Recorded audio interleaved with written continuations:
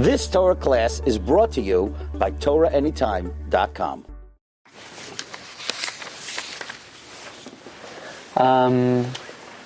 This week's Parsha talks about how when the Rebbeinu Shalom took Klal Yisrael out of Mitzrayim, he didn't take them on the straight route, directly out of Egypt, into Eretz Yisrael, but he took them on a circuitous route, through the Midbar Yamsuf. Okay?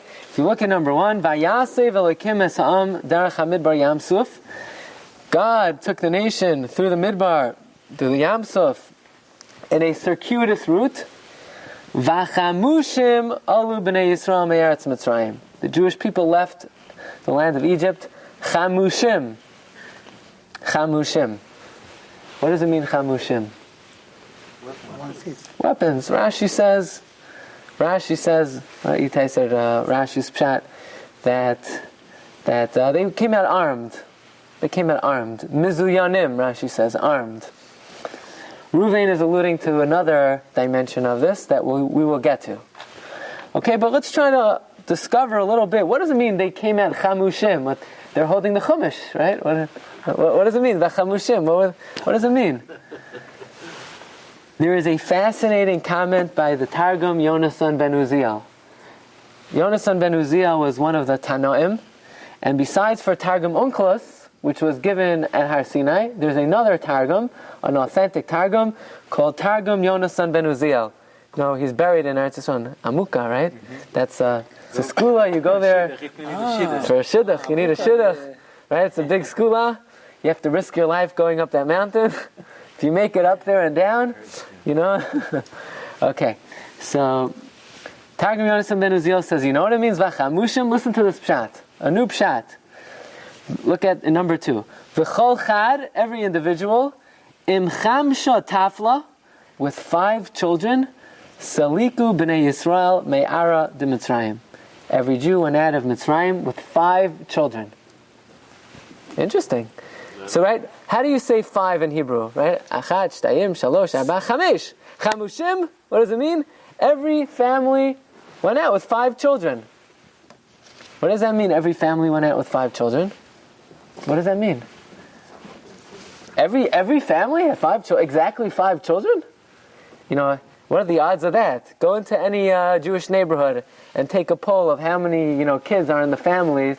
I guarantee you there's not one neighborhood in the world where every single family has the same number of the household. It's impossible. So, but the Targum Yonasan says that Vachamushim alu b'nei Yisrael me'eretz Mitzrayim, every family went out with 5 children.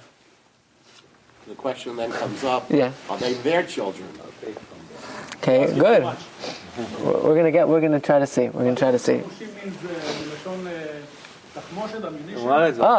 So Itai said that, Rashi says, Mizuyanim.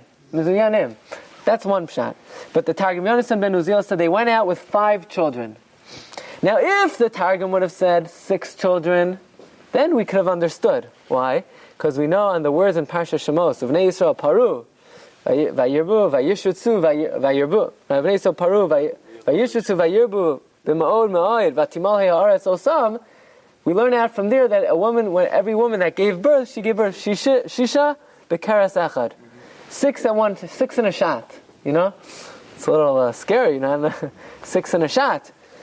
But at least we have a basis for the idea that Klal Yisrael had many children at a time. That's what Chazal tell us, that every woman that gave birth to 6 at a time. Shisha b'karas echad. But what does the Targum Yonasan ben Uziel mean when he says that every family went out vachamushim with 5 children? What does that mean? By the way, if you look in Parshas Bay, look at number 3, when it talks about when the Jews were actually leaving Ramses, and the Torah gives you a count of how many Jews left Ramses. Vayisu b'nei Yisrael me Ramses Sukosa. The b'nei Yisrael traveled out of Ramses to Sukkos. How many? Keshesh meos elef ragli. Shishim ribu, right? 600,000 men. Levad mitaf, besides the children. Now, how many children was it? Again, says the Targum Yonasan ben Uziel, Keshesh Mea Alfen Govraya, 600,000 men. Look at number 4. Bar mitafla, besides the children. Chamsha l'chol gavra, 5 for each person. Where do you get that? information? Where do you get that idea? So, okay, Targum Yonasan ben Uziel, he was an awesome person. He wanted to reveal the Targum on Ksuvim, and he was about to reveal it, and Eretz Yisrael shook, started shaking. There was a major earthquake, the Gemara says, because the Targum on Ksuvim in Sefer Daniel, it says the date of when Mashiach will come, and when he was going to reveal the Targum on that, Eretz Yisrael was shaking. By the way, we're learning tonight Lezecha Nishmas, Asnat Bar Chafzi, the Gam Baruch Ben Chafzi, the Nisham Shem Aliyah, should be a Meos Yosher for the whole Mishpacha, for all the children and grandchildren, Ad B'Yas Gael Tzaddik. Okay. So where did he get this information from? A tradition from Har Sinai. Okay? But what is he saying? Every family left with 5 children? Why? Where? What? Why 5? Why 5? If anything, it should be 6, but why 5? Okay? Now we look at another Targum. Okay? There's something called Targum Onkelos, Targum Yonasan ben Uziel, and Targum Yerushalmi. There's something called a Targum Yerushalmi, a third Targum. And he has another explanation what it means they left Mitzrayim Chamushim. You know what it means they left Mitzrayim Chamushim? Mizayanin be'oivada tava. They were armed with good deeds. Saliku b'nei Yisrael. The b'nei Yisrael left. Perikin me'ar de Mitzrayim, loaded up from the land of Egypt. Another pshat in Chamushin. Mati said before, Beneshek, with ammunition. But what kind of ammunition? Maisim tovim, good deeds. They left Egypt armed with good deeds. Okay, so what does Chamushim mean according to the Targum Yerushalmi? They left Egypt with good deeds. Wait a second. They left Egypt with good deeds? What kind of good deeds? They had no good deeds. If you look in Sefer Yechezkel, and we say this every Pesach in the Haggadah, Ve'at Eirom ve'Aryah. You know what that means? Hashem looked at Klal Yisrael, they were naked and bare. What does that mean, naked and bare? Arumi mitzvot. They were empty, depleted from mitzvot. They had no mitzvot. In Mitzrayim, they had sunk to the 49th level of Tumah. Had they been there one more moment, they would have fallen to the point of no return. Right? They had no mitzvot, and that's why God had to give them the Karban Pesach and Dam Milah. So how could we say Bnei Yisrael left Mitzrayim armed with Maisim Tovim, like they were laden, they were completely loaded up with Maisim Tovim? They had no mitzvos. So let's just clarify for a moment. The pasuk says, "Chamushim alu b'nei Yisrael me'eretz Mitzrayim." They left Chamushim. The Targum Yonasan ben Uziel says it means every family left with 5 kids. So we asked, what, every single family had 5 kids? It's impossible. Maybe some had more. Maybe. Yeah, just take statistically, is it possible for every family to have the same amount? And the 1 of 5 go out from Mitzrayim. Okay. That's right. In the beginning of the Parshah, Yeah. Moshe said to Bnei Israel to borrow things from their neighbors. Yeah. So they took clothing and they took gold and they took whatever they need for the way, right? Maybe they meant for that, Chamushim Yatzu, because they had so much on them, plus whatever they had with their belongings. I mean, they had possessions. Yeah. Possessions. They took so much stuff from their neighbors. They took it on a term of non-returning. Permanent loan. It's something like this. Yeah. Okay. That could be included in Mizuyanim. That could be included in what Rashi says they left armed, maybe.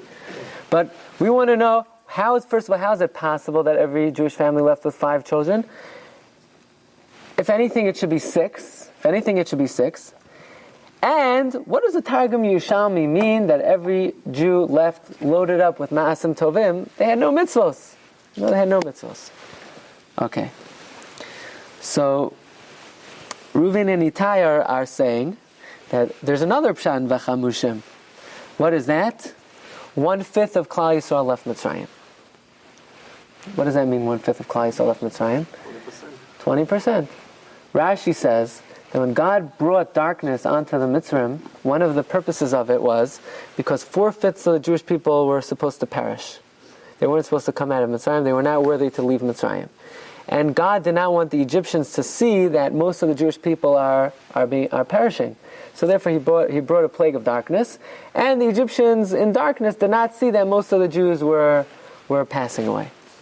Okay. Yeah, but where are they? They're passing and somebody have to bury them. They were buried. They're just like them. They're buried, the Egyptian I assume, in dying Egypt. on the street? No. At that moment when they The Jewish people buried them because for the Jews it was light. They died in Egypt or they stayed in Egypt? They died in Egypt. They died. That night. Mesu, they died. It was like a Holocaust. Think about it.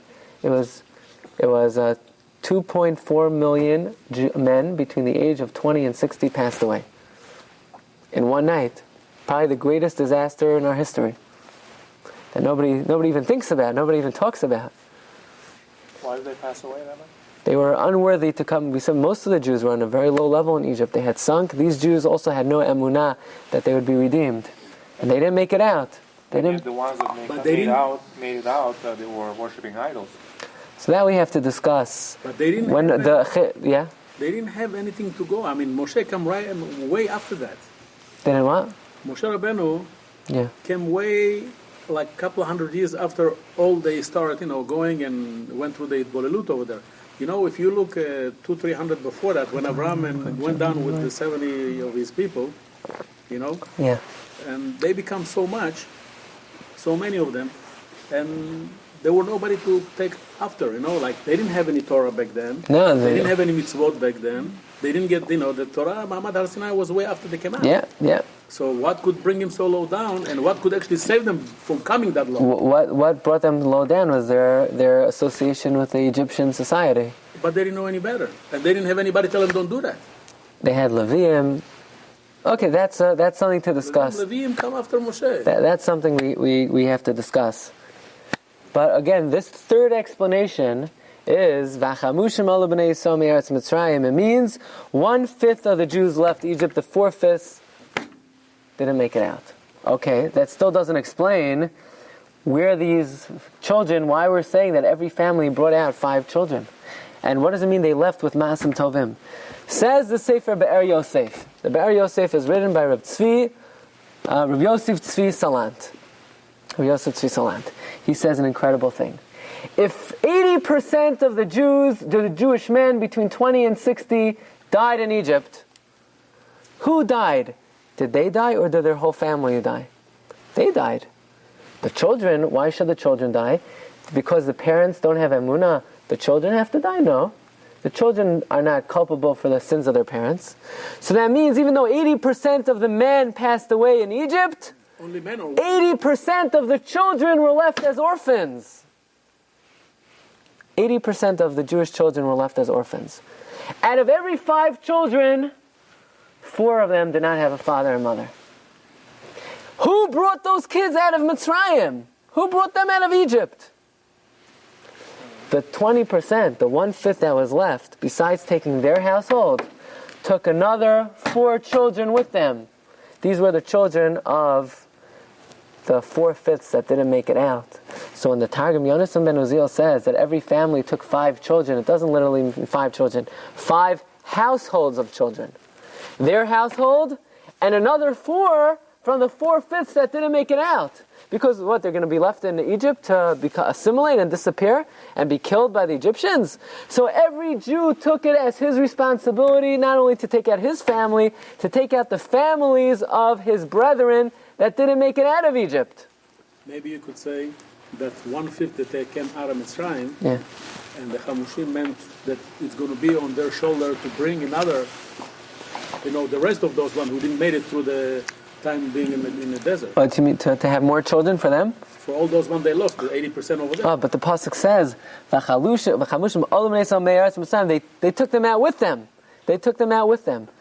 So as the Jews were going, just imagine the scene. How many children did each family have? Who knows? They had 6 at a shot. So each family could have had 6, 12, 18, 60, who knows? But besides their own household, they schlepped along 4 other households with them, But just picture, sometimes you go on a family trip, so you think, besides taking along your own family, maybe there's some kid, he could use a lift, he could use a nice time. You'll schlep him along with the family, give him a good time. right? But that's when you know you're going to a good place. You're going to Disneyland. You're going to a great adventure. This is a big so responsibility. you take a big responsibility. It's a big achrayus and a big mitzvah, a big chesed. But imagine here, the Jewish people, they're not taking their family on some kind of chalamoid outing. They're going into a barren desert with no food, no water, no hope for any type of natural survival, and yet they took it as their responsibility. They could have said, it's enough I have to worry about my own family. I have to worry about my brother's children. What happened to women, those spouses? Okay, so that's unclear whether they passed away or not. Even if they didn't pass away, you need a father, Oh, so they were like... They were like the surrogate... But another question is the Shvatim. If they were under such a hard labor in Mitzrayim, how did they know that this child from this Shevet, because Shvatim, at the end, they were so organized, they knew exactly, and each Shevet had a flag and everything.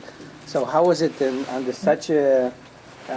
falling in such a low level and everything, and all of a sudden they remembered which Shevet they were and where they belonged to.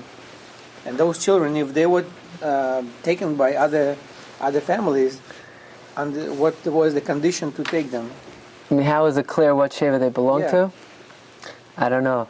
But it's interesting there. Rashi talks about that when they were marching by their tribe, so there was a lot of rumors, like who says this guy is from Shimon, who says this guy's from Levi? The Egyptians, if they abused us physically, who knows what they did to the wives? So it says that Hashem put His name on each shevet, Shiftei Ka Edus L'Yisrael, as if to say, no, their lineage remained pure. So there was some type of divine way that they understood the purity of the lineage. But exactly how they know, this baby came from this shevet, I don't know. Can't tell you.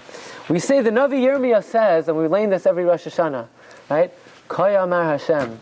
Zacharti lach chesed ne'urayich. All right, I remember the kindness of your youth. Lech teich acharai b'midbar, that you followed me into the desert, be'eretz lo zarua, into a barren land. So, what does that mean? God remembers the kindness of our youth. We always think it means that God looks back at when the Jewish people were young, and how the kindness that we showed God, that we followed Him into a barren land without, asking where are we going to eat, what are we going to have for supper, what are we going to have for lunch. But the word chesed is a little bit not the proper word. God remembers the chesed, the kindness. When we do a favor to God, you don't call that kindness. It should say God remembers our bitachon, the trust we had in Him. No, but according to what we're saying, it's beautiful. God remembers the kindness of our youth, the kindness we showed to all the families of our brethren. When we left Egypt, not only did we take out our own families, we took care, every family took another 4 households with him. That's what the Targum Yonasan ben Uziel means in number 2. Every family went out with 5 children. It doesn't literally mean 5 children, 5 households of children. 5 households of children. So perhaps we could also suggest that we know the Navi tells us that the future redemption will be a parallel of the redemption from Egypt. The way we left Mitzrayim, God will show us future miracles. And in our day and age, what percent of the Jewish people are really observant? We're lucky if it's a Chumash. It's not. What? You don't think so? Not 20%? It's not even 10%. I don't think it's... Why you consider... It's less. Shomer Shabbos is less than 10%. Less than 10%. And if that's the case, who's going to take care of these other children? If we're hoping for the Geula HaSida, we're hoping for the final redemption, the 1/5, the Chumash, has to take it as their responsibility that if we want to finally leave the Galus, we have to take responsibility for the other 4/5 to make sure that these children also have the benefit of the upbringing and the derech of Judaism that we have. So this is the lesson. The same way when we left Mitzrayim, the 1/5 took responsibility for the rest of our people. Nowadays also, if you're hoping for the Geula, the 1/5 has to Kol Chad Imcham Shetafli Yatsumi Mitzrayim. We have to be concerned for the other children, the other households of Kinderlach that don't have the opportunities that Baruch Hashem that we have. Okay, we move on. We move on to Oz Yashir. I'll tell you something incredible. Okay? all the Mefarshim jump on one word in the Shirah. The word uz. What does the word uz mean? Then. Then. Then. Az Yashir. Then they sang. Yeah, really? Then? As opposed to, whenever you do something, it's then. Anytime you do something. Every single pasuk in the Torah should start, Az Bereshis Bara Elokim Hashem Haaretz. Az v'haaretz az azavah. Az vayidaber. Az means then. Of course it was then. It can't be, whenever it happens, it's then. Particular moment. So that means before that and after that they never sang. They never sang this song, you know. No, it says, Az Yashir Moshe of Bnei Israel. They didn't have anything else. Whatever he said, that's what he said that particular time. But he didn't have anything before that. The only time we have after this was Levarach David. It's the same, on the same level. But we know there's a concept that there are 10 shiros in history. 9 happened, and the 10th one will be when Mashiach comes. But what does Rashi say the word uz mean? Take a look at number 7. The Rashi, listen to what Rashi says. Uz kishera hanes, when they saw the miracle, Allah beliba sheyashir. The thought entered their mind to sing. Okay, so uz yashir means the following. When they saw the miracle, the thought of singing entered their mind. And then they sang. In other words, you know what it means, az yashir? Az, they saw the miracle, they saw ra'ah hanes, they saw the miracle, and they decided to sing, and then they sang. In other words, we introduce az yashir, before we say they sang, we say they decided to sing. Why they say az yashir as a singular and not az yashiru Moshe Bnei Israel? Okay, because we're saying Az Yashir Moshe, comma, so it's singular on Moshe, and then U B'nei Yisrael. So it's like, you put a comma. Yeah, the trup, Az Yashir Moshe. That's like a comma in musical notes. Depending on what type of tune you put. When you read it as a pasuk, it says, Az Yashir Moshe Bnei Israel. It says, Az Yashiru as a plural, everybody. Okay, when that's... you read a pasuk, you don't sing it as a song, you sing it, you read it as a pasuk, as a whole sentence, right? Yeah, but the musical notes are very important. They're not just a melody, but the musical notes teach you really how to break up the words. And we're going to see something very interesting about the trup. We're going to come to something very interesting about the trup. But Rashi's telling us over here that as an introduction to the Shira, the Torah is telling you, they saw the miracle, they decided to sing, and they sang. Now, could somebody please tell me why it's necessary for the Torah to tell me before they sang that they decided to sing? Before you do anything, you decide to do it. You can't do anything without deciding to do it. Let's say, we say, Oren came first Oren decided to come tonight, and Oren came. Well, we know if you came, you decided to come, right? You can't come without deciding to come. You don't mind I'm picking on you, right? What if I was walking in my sleep? Let me ask you something. Yeah. It says here in Rashi that after he saw the Nes, he started singing. Yeah. What happened to all that they sang before? They didn't sing Shira. Maybe it was not considered as a Nes for them? Or maybe they didn't take it as a... This is also a whole topic. This is a whole topic. Why they waited until now to sing.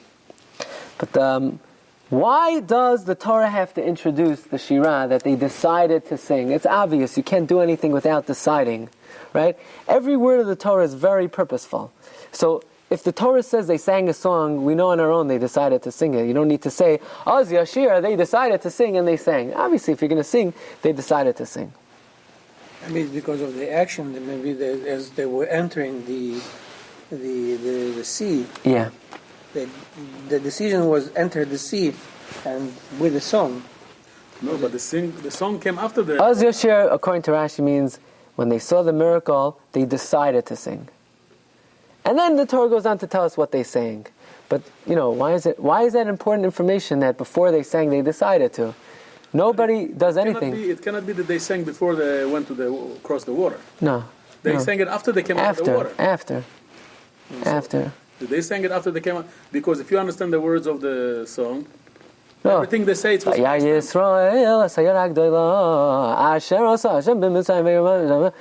afterwards, when they saw right? Yeah. They saw the Egyptians dead. That's when they sang. When they came out, they saw them. They didn't see them while they were there. Yeah. Because, or to answer your question before, why they waited till now, because Ashira Lashem Ki Gam Alala. You only sing Shira upon the conclusion of the miracle. And this is the conclusion. Okay? So here's our question is why? Yeah. They did not cross the sea. They just went like in circles, right? So that's another. They crossed, but they may have crossed in a circuitous route. They went from one side to the other, or they just went in circles? No, they went from one side to the other. You know, regarding what he said, I heard like it from a couple of different places. Yeah. That one time they crossed, they went back, and then they crossed the other side. Like 3 times they crossed. I don't know. I don't know when. I don't know. I know it wasn't a straight route; it was a circuitous route. But any event here, let's. It's a very narrow, They're different parts. They're different parts of the Yam Suf. Different parts. They're different parts. Some parts. We all assume they crossed. They crossed from the across of the Sinai Peninsula. They didn't go where Sudan was because Egypt wasn't there. They went in the south. The Yam Suf, according to Rashi, is on the southeast and southwest border of Eretz Yisrael. It's both. So the whole body of water. Still there. Yeah. Red Sea. Yeah. It's very narrow. It's not like crossing the ocean or something. You could call it a big river. Okay. Yeah. We had the size of it at that point in history. I don't know. Okay, hear me out because we have a lot of information to do. Hayom, Katzar v'hamalacha meruba. A lot to do here. So here's the question. Why is it necessary for the Torah to tell me that they decided to sing before they sang? Listen to what the Shem Mishmuel says. Shem Mishmuel was the Rebbe of Sachachav. My family hails from Sachachav. So my grandmother actually saw the Shem Mishmuel. When she was a young girl, she saw the Shem Mishmuel. So listen to what he says. So you're Ruski. Polish. So he says like this. How is it possible, right? Rabbi say, I'm going to tell you the following. We're very happy that we're in Shul tonight, so let's all sing, okay? Now, what are the chances that everyone is going to sing the same song? It's impossible. You're going to sing your song, I'm going to sing my song. Even if we sing the same song, it's going to be with different words. And yet here, 600,000 Jews agreed to make one song, not with Nusach Ashkenaz, Nusach Sfarad, Havara, Sfarad, one song with the same words. How is it possible? Every Jew sang the same words? It's impossible. So you'll say, well, this wasn't a regular song. This was prophecy, right? Because we know every Jew reached levels of nevuah, prophetic levels. It says, Mashara Shivcha Alayam, that which even a maidservant saw at the sea, Lo Ra'ah Yecheskel ben Buzi, even Yecheskel never was able to see. So this wasn't just an ordinary song. They had a prophetic vision, and they sang. So God gave them the prophecy. But even that doesn't explain how they could have each said the same word. Because there's a rule in the Gemara in Sanhedrin, Ein shnei neviim misnaveim b'signon echad, which means if you have 2 prophets and they get the exact same vision, the 2 prophets will not come out with the exact same words. One prophet will say it his way, another prophet will say it his way. They'll get the basic message right, but the words will be completely different. And if that's the case, how could 600,000 prophets say the exact same prophetic song? It's impossible. If even 2 prophets will not come out with the same words, how could 600,000 prophets come out with the same words? Another question. The Gemara tells us that not only did the men and the women and the children sing Shirah, but even the babies, the embryos in their mother's stomach, they also sang Shirah. Afilu ubarim shebemei iman omrim Shirah. Even the embryos in their mother's womb, they also sang Shirah. We learn out of a pasuk, b'makelos baruchu Elokim. Even the congregations of children, of babies, of embryos in their mother's womb sang Shirah. Somebody tell me, could an embryo talk? No. So you say, come on, what kind of question is that? This was prophecy. Doesn't matter. There was a Navi by the name of Amos. You know why he was called Amos? His mouth was clogged up. He had a lisp. He couldn't say the letter Shin. So when God told him to say the word Boilesh, he said Boiles. He couldn't say the Shin. Well, why not? He's a prophet. God's giving him prophecy, so shouldn't he be speaking clearly? It doesn't matter whether you're a prophet, not a prophet. If you don't have a mouth, you can't say the prophecy. So if even someone with a lisp The lisp affects his prophecy. So imagine an embryo who can't even talk. How's he supposed to say prophecy? How's the embryo in his mother's womb supposed to sing Shirah? Ashir Lashem ki ga'oi ga'oi. He can't talk. He can't talk. Says Hashem Yishmuel, there was one prophet, despite the fact that he had a problem speaking, spoke very clearly. Who was that? Moshe. Now we've given various interpretations in the last couple of weeks why that was so. But one fundamental interpretation of why, even though Moshe was kvad peh, kvad lashon, he was a stutterer, he spoke very heavily, why he was able to speak clearly, it's because his nevuah wasn't that God gave him a picture and then he said over his interpretation. Shechina midaberes mitoch grono shel Moshe. God spoke out of his voice box. He wasn't talking. When he taught Torah to Klal Yisrael, he wasn't talking. It was God talking out of his throat. In fact, the Vilna Gaon says, that's why God made him a stutterer and difficult for him to speak, so that it would be clear that when he would teach Torah to Klal Yisrael, it wasn't him talking, it was Ribono Shel Olam talking. Because they see this man can talk, and yet when he's teaching Torah, he's the most articulate speaker of all time. It must be they realize that it wasn't him, it was God. So he was speaking, God was speaking from his throat Yes. only when he was saying the Nevuot. Correct. But what happened while the time that He was schmoozing with his friend? No schmoozing, but he was going down To Paro? Every time he went to Paro, God spoke for him, right? When he taught Torah, God spoke to him. When he spoke to Paro, Okay, but what happened the 40 years in the desert? He had to be a judge, he had to be, the person who did the whole, he said, move over there, it doesn't work that way. Stay tuned.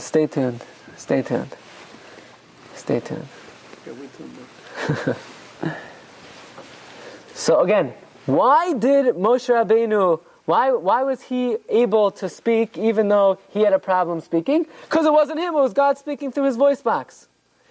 Now, how about the Navi Yirmiyah, Yecheskel, Yeshaya? When they said prophecy, God wasn't talking out of their voice box. God gave them the image, and they relayed the information. The Gemara says, the difference between Moshe and other Nevi'im is when other Nevi'im prophesied, they said the following, Ko Amar Hashem. Right? Like Yirmiyah. Ko Amar Hashem. What does Ko mean? Or Ko? What does Kaf, Chaf, He, Ko Amar Hashem? Ko, this is basically what God says. Ko, about. Moshe Rabbeinu never said Ko Amar Hashem. What did he say? About. This. But it's not precise. Like Kach is different than Ko. Ko is this, but not in a precise term. How do you say precisely? Whenever Moshe Rabbeinu spoke, he said, Zeh hadavar, Zeh. This, exactly. But many times also said, Vayomer Hashem leMoshe. Yeah, but when he said over to the people, he doesn't say Ko. It's always Zeh. Okay? When the Jewish people were crossing the Yam Suf and they were singing Shirah, what did they say? Zeh Keili v'yanvehu. This is my God and I'll glorify Him. They said Zeh. Like Moshe Rabbeinu. That means their prophecy wasn't God showed them an image and they interpreted it. God put the words in their mouth when they sang the Shirah. That's why every single Jew came up with the exact same Shirah. Because it wasn't a vision that they got that they had to interpret. Otherwise they never would have come up with the same interpretation. It was God put the words of the Shirah into their mouths. Like Moshe Rabbeinu. And the proof is they said Zeh. You want to know how the babies in their mother's womb could sing Shirah even though they don't have the faculty of speech? Because it wasn't a regular prophecy. It was God putting the words into their mouth. So you'll ask, if God put the words into their mouth, so why are we giving credit to the Jewish people for singing this song? What did they do? They didn't do anything. They just walked through the desert and God put the words in their mouth. Therefore, how does the Shirah start? Az Yashir. The Torah is telling you they decided to sing. In other words, why are we giving credit to them? It was for their decision to sing. Once they decided, God put the words in their mouth. But the reason why the song is attributed to them is because they had the inspiration and the desire to sing. That's why it belongs to them. Not because they did it, because they decided to do it. That's why the Torah makes it its business to say, before they sang, they decided to do it, because that was their only participation in the song. The rest of it, God put directly into their mouth. Okay.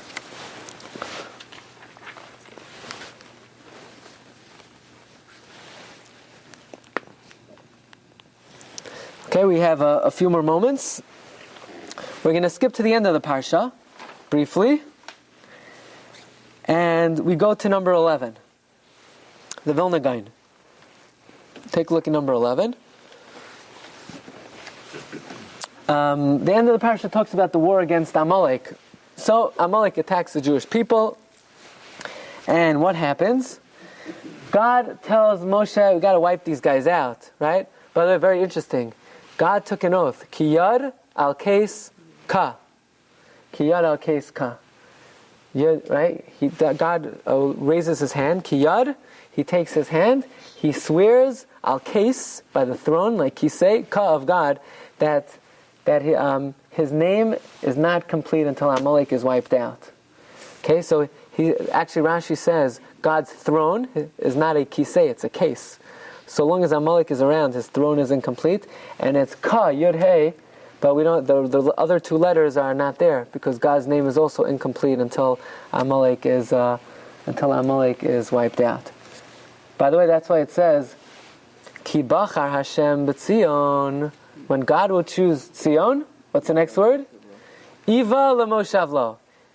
He desired that Tzion should be his habitation. Iva. How do you spell Iva? Aleph, Vav, Hey.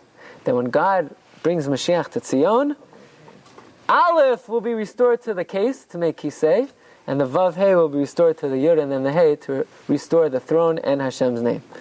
Okay, but that's a side point. So Hashem says to Moshe Rabbeinu the following. Look at number 11. Vayom Hashem el Moshe, God says to Moshe, Kisovzos zikaron b'sefer. Write this as a remembrance in the book, V'sim b'yozne Yehoshua, and put it into the ears of Yehoshua, Ki macha emcha es zeichar Amalek, that I will obliterate the remembrance of Amalek. So Hashem instructs Moshe Rabbeinu to do two things. First of all, to write in the Torah to destroy Amalek, and to tell Yeshua orally that he has to destroy Amalek. But he didn't say when. Whenever he can, as soon as he can. Rabbi, what do they mean by destroy Amalek? What does that mean? To kill. Isn't that genocide? That's a good question. Today is a genocide. Back then it was not. Always was. Why? Amalek was one person. It was in war. They attacked us. It was out of... So the war is over. Now we move on. Why do we need to kill him now? We don't know who is Amalek now. Today? Or whatever. We'll discuss it privately, okay? We'll discuss it. How about us? What? How about us? Today? We want to know that too. You say we're in private. Yeah, everyone's invited. Okay. Let me ask you a question. Here God tells Moshe two things. The first thing is write in the Torah to destroy Amalek, and the second thing is to tell Yehoshua orally. Ksov zosu karon b'sefer, that's write the Torah, and tell him orally, Torah Shabbat Peh. Once you're showing Yehoshua in the Torah that he's got to destroy Amalek, why is it important to tell him orally also? He sees it in front of him, He has the information, or you have to tell him orally. Once Moshe Rabbeinu writes in the Torah that he has to destroy Amalek, so why does he have to go and orally tell Yeshua, by the way, you have to destroy Amalek? It says it right here, black and white. Okay. In the times of David HaMelech went to his general and he told his general, Yoav ben Tzruya, Yoav, you got to destroy Amalek. And Yoav went and he killed out Amalek. The only thing is he only killed the Zecharim and not the Nekevos. So David said, what's going on? It says Timcha es Zechar Amalek. He said, yeah, my Rebbe told me Timcha es Zachar Amalek, the males. David said, no, you don't read it Timcha es Zachar Amalek, it's Timcha es Zechar, the remembrance. You have to obliterate them completely, men, women, and children. So he said, he made a mistake. So in other words, when it comes to destroying Amalek, it's not enough that it says it black and white in the Torah, Timcha es Zechar Amalek. You have to have the oral interpretation also, which means the Nekudos, the way it's read. How come he did this mistake? We knew that Shaul fell with this obligation. So how come he did the same mistake? Yoav, his Rebbe, it's a machlokas in the Gemara whether the Rebbe taught him incorrectly or the Rebbe taught him correctly.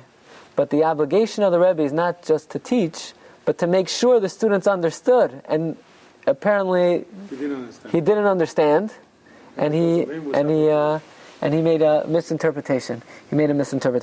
So when it comes to destroying Amalek, the Torah doesn't just say Kisov Zosi Karan Basefer to write it in the Chumash, but you have to make sure V'sim Ba'aznei Yehoshua. You have to tell Yehoshua orally, because if you don't have the oral interpretation of what it means to destroy Amalek, then you may make the mistake of Yoav that it's only the males and not the females.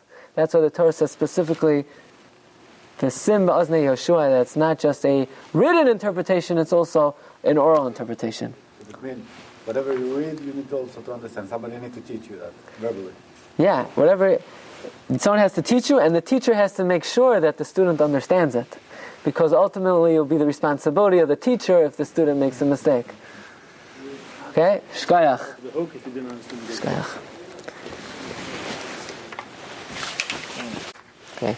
Continuing with Parshas Beshalach, just we'll add 2 points for those who are kind enough to stay a little bit extra. Chazal tell us, and it's actually a Gemara, the idea that what a maidservant was able to see at the Yam, at the sea, even the great Nevi'im, as Yechezkel ben Buzi, did not see. In other words, when they crossed the sea and they sang Shiur to Hashem, it was such a divine revelation, and they saw God so clearly, even more clear than when the prophets saw Hashem. Even when Yechezkel, Ma'aseh Merkava, right? Ezekiel, his Nevi'im saw actually face to face with God. It was only Moshe. So, but whatever the prophets were able to visualize, the Jewish people crossing the sea saw even more clearly. Not only the Jewish people, but even a shifcha, a maidservant, even she saw more clearly. Even a lowly maidservant, even the goita, every Jewish family has to have a cleaning lady, otherwise, So even the cleaning lady reached a higher level. She was able to see? Of God, of revelation. Higher level. She saw more. Momentarily, right. Momentarily she saw more. By the way, the Rambam has a small contrast. The Rambam has a very small work called Igeres Hashmad, the letter of Matradom, giving up your life, Al-Kiddush Hashem. And he has a completely different interpretation of this statement of Chazal. It doesn't mean the Goita saw more than Yechezkel. Shivcha means every Jewish woman. What do you think the Jewish woman was in Mitzrayim? She was a Shivcha. So when it says what every Shivcha saw, even Yechezkel didn't see, the Shivcha doesn't mean the Egyptian cleaning lady that you took out of Mitzrayim. It means every Jewish woman was a Shivcha in Mitzrayim. But in any event, that's not the simple interpretation of the Chazal. They took their servant from Egypt too? Yeah, the Goita, You left with silver, gold. Yeah. But besides that, apparently, you took, the cleaning lady, the guy, the shifcha. I thought the Erev Rav was those people who wanted to leave Egypt because they didn't want to stay with Paro or something. I didn't know they were cleaning lady. Yeah. Because they said that the Jewish people were not only the nation that were under the rule of Paro. The other nation also, who came to get their food, they also got stuck there and they couldn't leave. Oh, you mean so the other peoples left Egypt? Also, yes, perhaps. They stayed there and then so they also left. So what is actually referring to Erev Rav? The Erev Rav is a mixture of I believe Egyptians who wanted to join the Jewish people. So it's not referring to non-Jews; they were like servants or something like that. Maybe these non-Jews played a role as servants. So we have the Erev Rav in our day too. Also, certainly. Wannabe Jews from Russia, they come to Israel, and they say, "Oh, my grandmother was Jew," and they come to get all the benefits because they have no life over there. Every generation has its Erev Rav. Erev Rav. The last 3 years, Israel deported over 700,000 of them. Really? Sure. 700,000. 700,000 of the Russian claim to be Jew. They deported. Okay, so in any event, how do we see from this pasuk that even what a shifcha saw at the Yam, the Nevi'im did not see? Where do Chazal derive it from this pasuk? How do they see in the Shira? Where is there any allusion to the fact that even a shifcha saw more clearly than Yechezkel ben Buzi? Where is it alluded to? So the Vilna Gaon says, What words do they say this on? The words Zeh Keli V'Yanvehu, this is my God, I will glorify him. Elokei, it's Pasuk Beis. Elokei Avi, the God of my father, Va'arom Menhu, and I will exalt him. Okay, Zeh Keli, this is my God, V'Yanvehu. Elokei Avi, the God of my fathers. Who is saying the words Elokei Avi, the God of my father? Bnei Israel. A shivcha cannot possibly be saying those words because she can't say the God of my fathers. She's not Jewish. Maybe it's her God because she's converting, but she can't say Elokei Avi. Why she cannot say it? Because it's not. This could be also Avraham Avinu because he was also non-Jew and. But her father Elokei Avi. That's why Chazal tell us that when you bring bikurim in Eretz Yisrael, a ger could bring bikurim, but cannot be koreh. There's an idea that when you bring bikurim, you have to read a certain parsha in the Torah. So a ger brings the bikurim, but he's not koreh, because when you're koreh, you read the parsha, you have to say, God brought me to the land asher nishba la'avosenu, that he swore to our forefathers, and the ger, this is not their ancestral land. So therefore, if in the Shirah it says Elokei Avi va'arom Menu, the God of my fathers, and that was said by the Bnei Yisrael, so why is the first part of the pasuk saying Zeh Keli? This is my God. Who's saying that? It must be somebody who's not able to say Elokei Avi, the God of my fathers. It must be the first half of the sentence was stated by the Gerim, the Shvachos. So what happened to the Gerim? And I'm saying the second half was said by Bnei Israel. So what did the Shivcha say? Zeh. The Nevi'im couldn't even say Zeh. The Nevi'im said Ko. Right? Remember the Nevi'im said Ko Amar Hashem. The Shivcha said Zeh Keli. So that's how we learn that a Shivcha was able to see even what the Nevi'im were not able to see. Because the first half of the statement obviously is from the Shvachot. And they said Zeh. Even only Moshe Rabbeinu was able to say Zeh. And that's greater than all the Nevi'im. Yeah. Let me understand something now. Everybody that crossed the sea said Zeh Li? That's what I would assume. That everyone said Zeh Keli. But Elokei Avi, that was only said by... 600,000 Rabo says Zeh Li? Including Korach? Everybody, including Korach, yeah. Including Korach. He was a good guy. He was a tzayid. He was a good guy. He wasn't bad. I didn't say he was bad, but I said he came, with all the... Korach had all this Erev Rav coming out. Banim Tzadikim. Banim Tzadik, yeah. So what happened to Bnei Gerim? If the Ger says Elokei Avi, he cannot say Ger because it's not Elokei Avi. But the Bnei Ger, yes. They can say it because after the conversion, yeah, he had a Jewish father. But Ger is not considered a Jew. A Ger himself, he's Jewish, but a Kohen can't marry a Ger. Okay, one thing that we're going to end off with. It's not the most exciting thing in the world, but it's good to know. Okay, and it's some of the laws of Hebrew grammar. Something very important. Okay? If you notice in Megillas Esther, you look at the name Mordechai. Oh! Yeah, it's me. That's perfect. Mordechai. Is it Mordechai or Mordechai? Mordechai. What's the...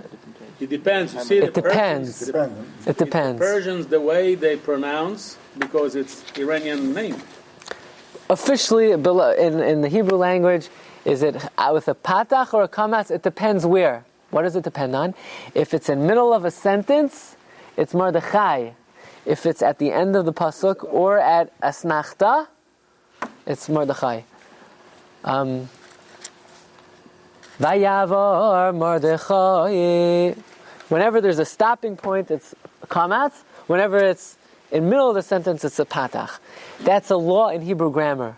That whenever you have a word that's in the middle of a sentence, let's say the word tachas, if it's in the middle of a sentence, mitachas hashamayim, tachas. Mitochas, if it's the end of a sentence, or by an esnachta, you know what the esnachta is? It's a musical note in the middle of the... Yeah, like this. It's the It's the upside down... goalpost. It's the upside down...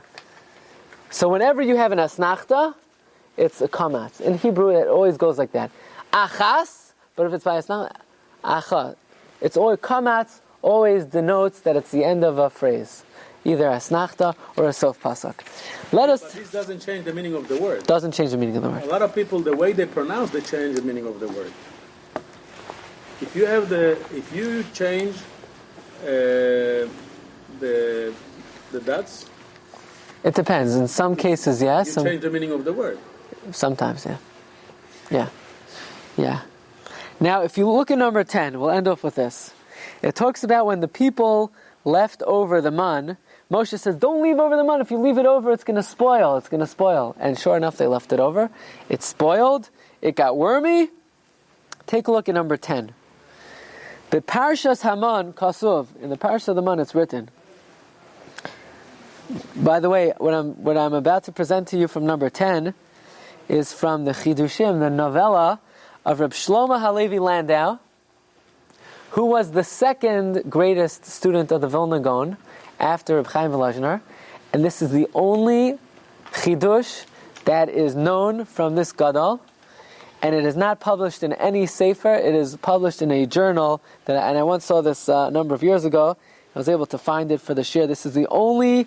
It's not published in any sefer. It's published in one journal, in the Yeshurin journal, from a number of years ago. Why they didn't publish it? They were against him? No. This is the only thing we have left over from him. This is the only chidush that we have left over from him. Look what he says. The Parshas Haman Kosev, in the Parsha of the Man, it's written, Vayosiru Anosha Mimenu Ad Boker. The men left over until the morning. Vayarum Toloim Vayivash. It got wormy and it got spoiled. And I'll just tell you, if you look in the Torah and you'll pay attention to the laning this week, is the word pronounced Vayivash or Vayivash? And it's Vayivash. Vayivash. And really it shouldn't be. It should be, it's an asnachta, it's at the end of a phrase, it should be Vayivash. Okay. But for some reason our tradition is it's Vayivash. You know, what's the big deal, a patach or a kamatz? But we have a strong, we know from Sinai, it's a patach. Okay, but the meaning of the word vayivash, if you take the aleph, it's meaning dry. If you leave the aleph, it get green, you know how, moldy. That's what the word means, moldy, to spoil. But either whether it's a vash with an patach or a kamatz, it means the exact same thing. But our tradition is that even though it appears at an asnachta, and whenever something appears at an asnachta, it's a kamatz, this is an exception. Why? I'll ask you another question. Later on the Torah, let me ask you something. When something spoils and it gets wormy, what's the process? What comes first, the worms or the spoilage? First it spoils, and then the worms come. And this pasuk, what does it say? Vayarum tolaim vayivash. First came the worms, and then it spoiled. That's not the normal thing. The worms don't come until after it spoils.